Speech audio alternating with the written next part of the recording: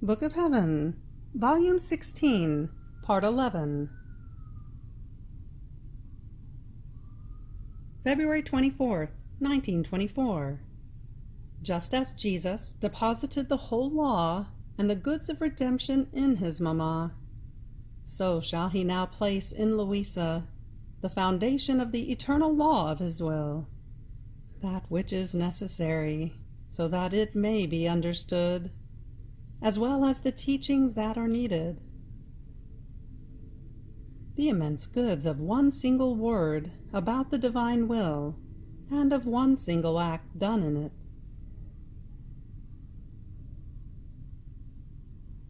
I felt immersed in the divine will, and I thought to myself, who knows how many more things on his will does my sweet Jesus say to other souls?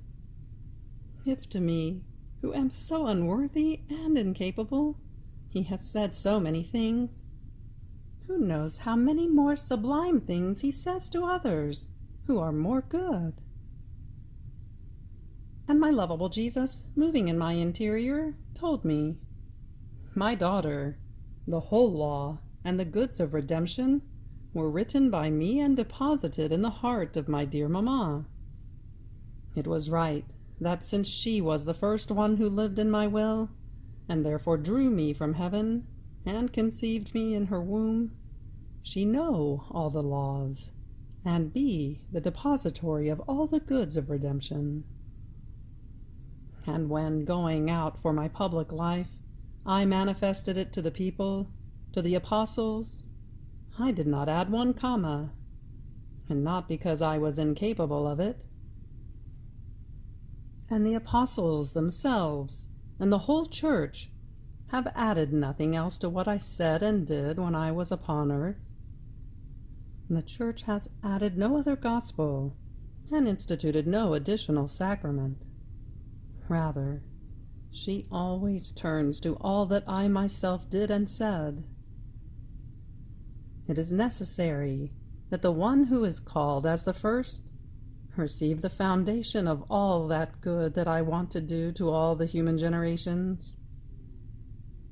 It is true that the Church has commented on the gospel and has written much on all that I did and said, but she has never moved away from my source, from the origin of my teachings.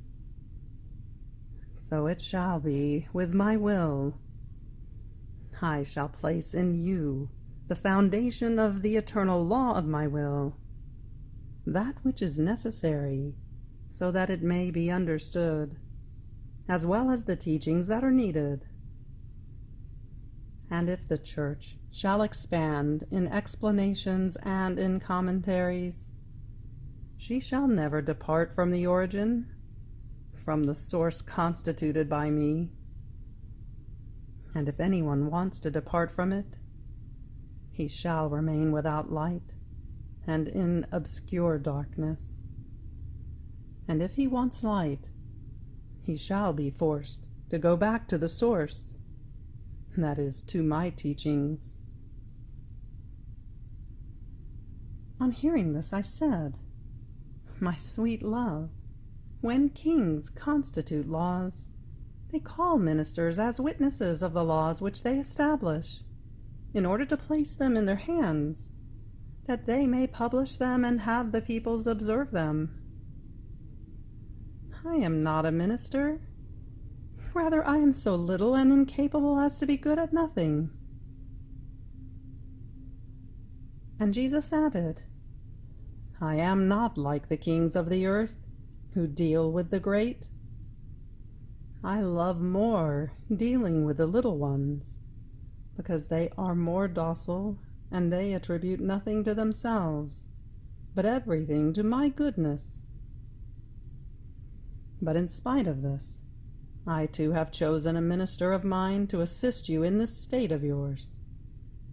And as much as you prayed me to free you from his daily coming, I did not listen to you. And even if you were no longer subject to falling back into that state, I shall not permit that you lack his assistance. This was the reason for you to have one of my ministers, that he might be aware of the law of my will, and knowing my teachings, he would be witness and depository of a law so holy. And as my faithful minister, he would publish in my church the great good that I want to do to her by making my will known. Then I remained so immersed in the divine will that I felt as if I were swimming inside an immense sea. My poor mind wandered about, and I would take one drop of divine will at some place, another drop somewhere else, and the knowledges about it would pour so much into me that my capacity was unable to receive them all. And I said to myself, how great, profound, high, immense, and holy is your will, O my Jesus. You want to place that which regards it all together, and I, being little, drown in it. Therefore, if you want me to comprehend that which you want to make me understand, infuse it in me, little by little. In this way I shall be able to manifest it to the one you want me to. And Jesus, my daughter, indeed, my will is immense. It contains the whole of eternity. If you knew the good that even one single word on my will and one single act done in it by the creature contain, you would be stunned. In that act, she takes heaven and earth as though in her power. My will is life of everything, and flows everywhere. And together with my will, she flows within each affection, in each heartbeat, in each thought, and in all the rest that creatures do. She flows within each act of the Creator, in every good I do, in the light I send to the intelligence, in the forgiveness I grant, in the love I send, in the souls I ignite with fervor, in the blessed I beatify, in everything. There is no good I do, nor any point of eternity, where she does not hold her little place. Oh, how dear she is to me, how I feel her inseparable from me. She is the true faithful one of my will. She never leaves it alone. Therefore run within it, and you shall touch what I am telling you with your own hand. And as he was saying this, I plunged into the immense sea of his will, and I ran. But who can say everything? I touched everything. I flew everywhere. And I could touch what Jesus was telling me with my own hand. But I am unable to put it on paper. If Jesus wants it, he shall give me more capacity. So for now I stop here.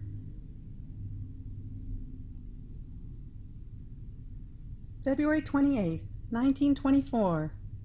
All the goods that God had issued in creation, in order to give them to creatures, are suspended in his will, waiting for the human will to return to the original order. This is the work he is doing in Luisa, the reordering of her will with the divine.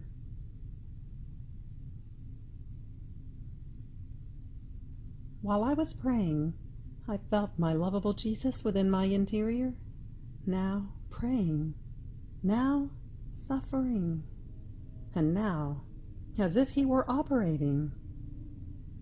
He called me very often by name, and I said to him, Jesus, what do you want? What are you doing? It seems to me that you are very busy and that you suffer much. And while you call me, drawn by your occupations, you forget that you have called me, and you don't tell me anything. And Jesus: my daughter, I am very busy in you, for I am carrying out all the work of the living in my will. It is necessary that I first do it in you. And while I am doing it, I bind all your interior in the unending light of my will, so that your little human will may be connected to it and take its place in it. And expanding within it, it may receive all the good that the divine will wants to give to the human will. You must know that as the divinity decreed creation, it issued from itself everything that it was to give to the creature: the gifts, the graces, the caresses, the kisses, the love that it was to manifest to her. Just as it issued the sun, the stars, the azure heavens, and everything else, so it issued all the gifts with which it was to enrich souls. Now, as man withdrew from the supreme will, he rejected all these gifts. But the divinity did not withdraw them into itself. It left them suspended in its will, waiting for the human will to bind itself to its will and to enter into the original order created by it, so as to place all the gifts established by it in current with the human nature. So all the finesses of love, the kisses, the caresses, the gifts, the communications, and my innocent amusements that I was to have with Adam, had he not sinned, are suspended in my will. My will wants to unload from itself these piles of goods that it had established to give to creatures. And this is why I want to establish the law of living in my will, to place all these suspended goods in force between creator and creature. And this is why I am working in you, to reorder your will with the divine. In this way, I shall be able to give the start, and to place in current the many goods that until now have been suspended between creator and creature. I so much care about this reordering of the human will with the divine, and that the human will live completely in it, that until I obtain this, I feel as if creation has not had my primary purpose. Besides, I created the creation not because I needed it. I was more than sufficiently happy in myself. If I created it, it was because with all the goods we contained within ourselves, we wanted an amusement outside of ourselves. This is why everything was created, and within an intense outpouring of our most pure love, we issued this creature from our omnipotent breath, so that we might amuse ourselves with him, and he might be happy with us, and with all the things created by us for love of him. Now, as the one who was to serve, only to make us rejoice and amuse ourselves together, by withdrawing from our will, served us as bitternesses, and by moving away from us, instead of amusing himself with us, he amused himself with the things created by us, and with his very passions, putting us aside.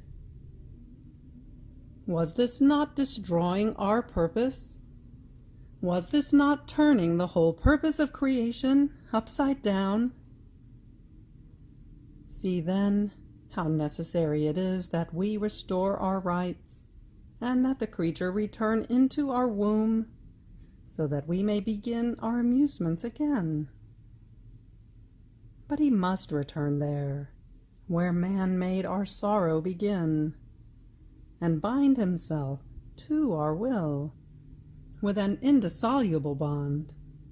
He must dismiss his own to live of ours. This is why I am working in your soul. And you, follow the work of your Jesus, who wants to place in current the gifts, the suspended graces that are there in my will. March 2nd, 1924. By virtue of the light of his will, Jesus extended himself to all creatures, and so does the soul who lives in the divine will. The generation of the legitimate children who shall preserve intact within themselves the purpose of creation shall be as though the durst to be created by God. I was thinking of how it could be that as my sweet Jesus would think, speak, operate, and so forth, he would extend his thoughts into each thought of creature, into each word and work. And my beloved Jesus, moving in my interior, told me, "My daughter, there is nothing to be surprised about. In me there was the divinity, with the unending light of its eternal will. In this light, I could see very easily each thought, word, heartbeat, and act of creatures. And as I would think, the light that I contained brought my thought to each thought of creatures. And so with my word, and with all the rest I did and suffered. See, the sun also possesses this virtue. Its light is one, and yet how many are not inundated by that light? If the whole interior of man could be seen, thoughts, heartbeats, affections, just as the sun invades everyone with its light, so would it make its light flow into each thought, heartbeat, and the like. Now, if the light of the sun can do this, without the sun's descending down below from up high to give its light and heat to each one, and yet it is nothing other than the shadow of my light, much more can I do it, as I contain immense and endless light. Moreover, because my divine will contains this virtue, as the soul enters my volition, she opens the current of the light that my will contains, and my light, invading every one, brings to each one the thought, the word, the act, which have entered the current of its light. Therefore, there is nothing more sublime, more extensive, more divine, more holy than living in my will. The generations of its acts are incalculable. So, when the soul is not united with my will, nor enters into it, she neither makes her little round, nor opens the current of its unending light. Therefore everything she does remains personal and individual. Her good, her prayer, are like the little light that is used inside rooms, that has no virtue of giving light to all the storage places of the house, and even less can it give light outside. And if oil is lacking, that is, the continuation of her acts, the little light is extinguished, and remains in the dark. Then I was fusing myself in the eternal divine volition, placing myself ahead of everyone, in order to bring to the divine majesty, as first among all all the acts of creatures, the return of everything, the love of creatures. But while I was doing this, I thought to myself, how can it be that I can go ahead of everyone, while I was born after so many generations? At the most, I should place myself in the middle, between the past and the future generations that shall come. Or rather, because of my unworthiness, I should place myself last, and behind everyone. And my lovable Jesus, moving in my interior, told me, my daughter, the whole creation was created so that all would do my will. The life of creatures was to flow within my will like the blood flows in the veins. They were to live in it as my true children. Nothing was to be foreign to them of all that belonged to me. I was to be their tender and loving father, and they were to be my tender and loving children. Now, since this was the purpose of creation, even though there have been other generations before, this says nothing. They shall be placed behind, and my will shall place as first the ones who shall be and who have been faithful in maintaining intact the purpose for which they were created. These, whether they have come before or later, shall occupy the first order before the divinity. By having maintained the purpose of creation, they shall be distinguished among all, and marked by the halo of our will, as by a refulgent gem, and everyone shall let them pass freely, so that they may occupy their first place of honor. There is nothing to be surprised about. The same happens also in this low world. Imagine a king in the midst of his court, ministers, deputies, and armies. Then his little prince son comes, and even though all these others are great, who does not give free access to the little prince, that he may take his place of honor beside the king, his father? Who interacts with the king with that familiarity that is worthy of a son? Who would blame this king and this son, because even though this son is the littlest of all, he rises above all, and takes his primary and legitimate place close to the king, his father? Certainly no one. On the contrary, all would respect the right of the little prince. Descend even lower. Imagine a family. A son was born first, but did not want to occupy himself with doing the will of the father, nor did he want to study or work. He remained almost moronic in his sloth, forming the sorrow of the father.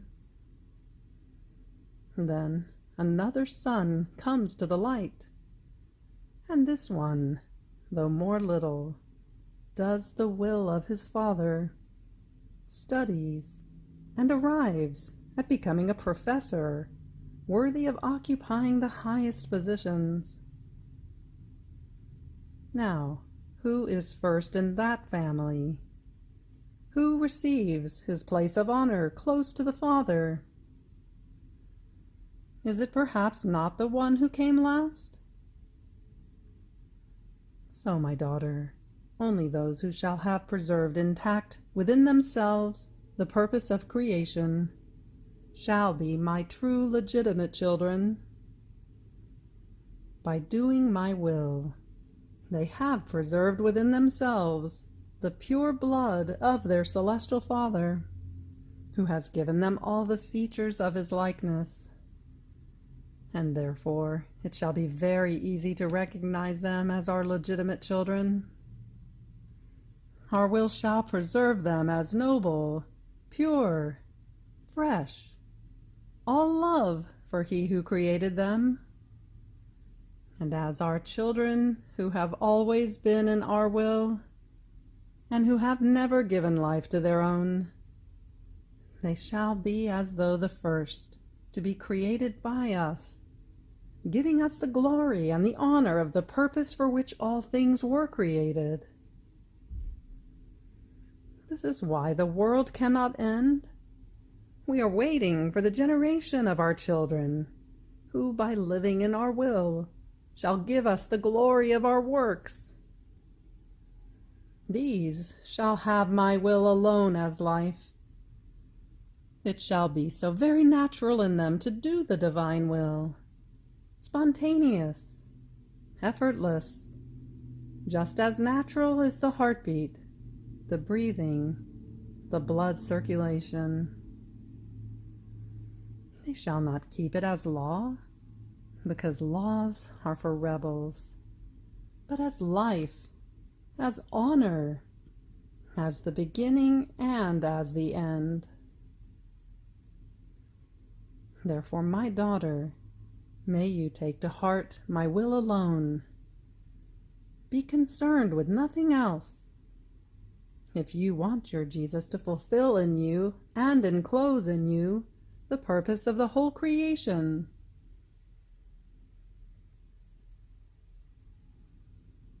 March 13th, 1924. True love can hide nothing to the beloved. The divine will is most pure light that encloses everything and contains the power of all pains, and penetrating into the soul, it brings the pains it wants. I felt myself dying because of the privation of my sweet Jesus. Then, after much struggling, He moved in my interior, and He shared His pains with me, but so much that I felt I was suffocating. I felt the rattle of agony, and yet I myself am unable to tell who was the cause of my pains. Only I felt I was within an immense light, and this light changed into pain for me. Then, after I had somehow suffered, my lovable Jesus told me, "My daughter, this is why I did not want to come, because the pains I was suffering were so many, and in coming to you, my faithful one who is inseparable from me, my love would have led me to share them with you. And I, seeing you suffer, would have suffered in seeing you suffer because of me. And I, my Jesus, how you have changed! It shows that you no longer want to suffer together with me. You want to do it on your own. After all, if I am no longer worthy to suffer together with you, do not hide yourself, but come without making me suffer. It is true that not sharing in your pains shall be a nail too piercing for me, but it shall be less painful than your privation." And Jesus, "My daughter, you do not know the nature of true love, and this is why you speak this way. True love can hide nothing to the beloved, neither joys nor pains. Even for one sorrowful thought, for one fiber of the heart, which it hides and does not pour into the beloved, it feels as though separated from her, discontent, restless, and until it pours its whole heart into the loved one, it cannot find rest. So coming and not pouring in you my whole heart, my pains, my joys, and the ingratitude of men, would be too hard for me.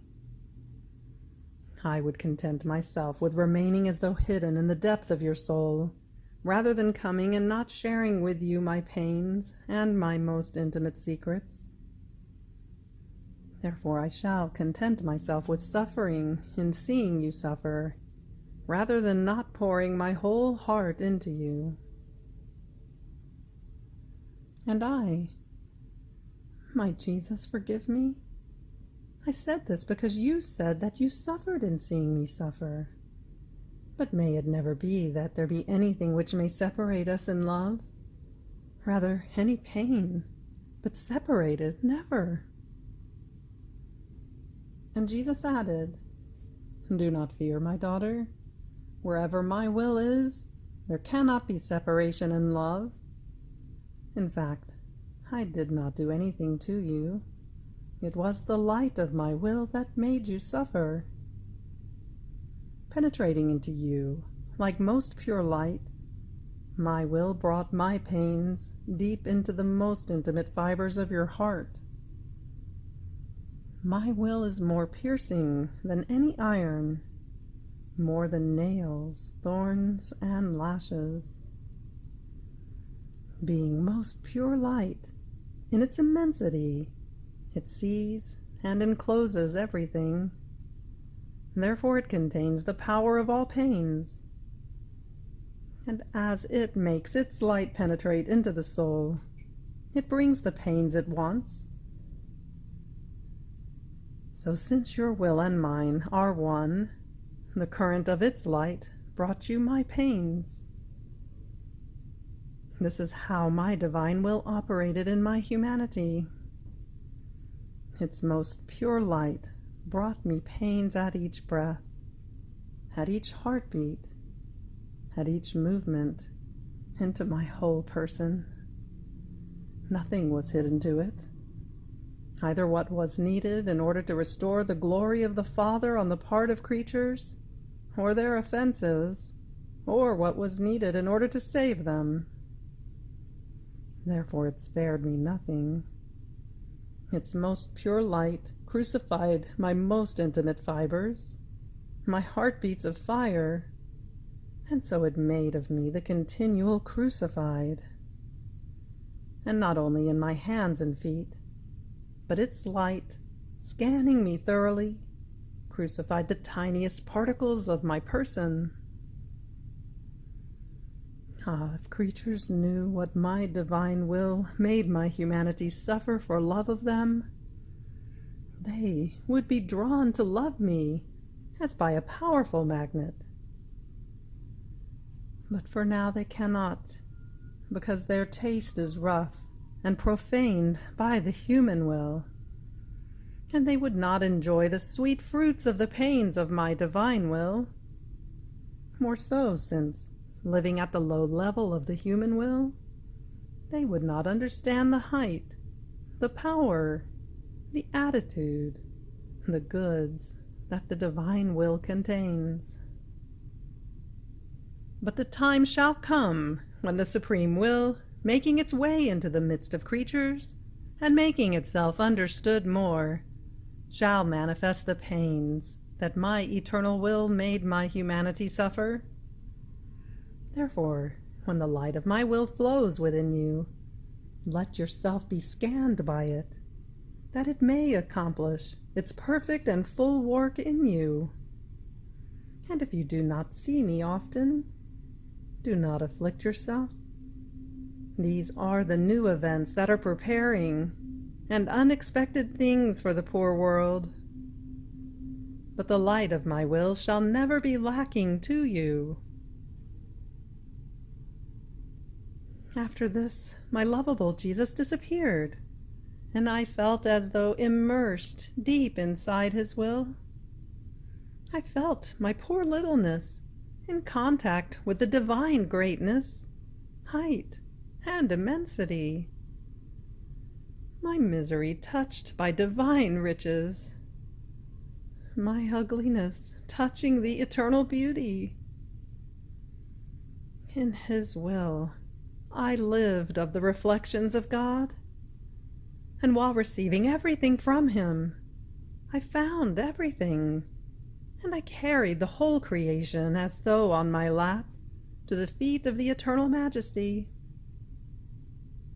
It seemed to me that in his will I did nothing but ascend to heaven and descend upon earth, to then ascend again in order to carry all generations, to love him for all, and to have him loved by all. Then while I was doing this, my Jesus made himself seen again and told me, "My daughter, how beautiful and delightful it is to see the creature live in our will. She lives of our reflections, and while living of our reflections, she absorbs into herself the likeness of her Creator. So she is embellished, enriched, expanded so much as to be able to take everyone and bring everything to us. And she draws so much love from us as to be able to love us for all. And we find everything in her, all our love issued in creation, our satisfaction, our contentment, and the return of our works. Our love toward the soul who lives in our will is such and so great that what we are by nature, the soul becomes by virtue of our will. We pour everything into her. Not even one fiber of hers do we leave out that is not filled with what is ours. We fill her so much to the point of overflowing, forming divine rivers and seas around her. And into these seas we descend to amuse ourselves, and we admire our works with love, feeling fully glorified. Therefore, my daughter, live in the most pure light of my will.